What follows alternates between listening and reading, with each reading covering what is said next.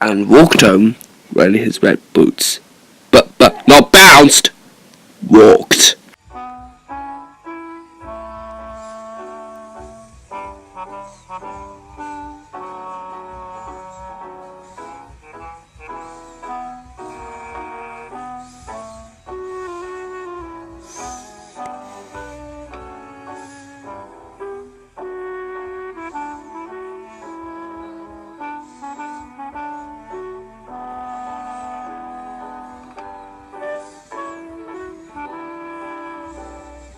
That night, Mr. Bounce went to bed with his heavy red boots and went to sleep.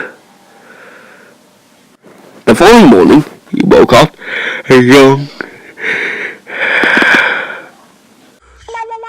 and bounced out of bed.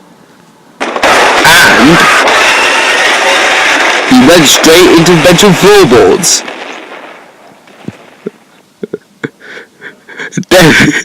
Then he finished off in the kitchen.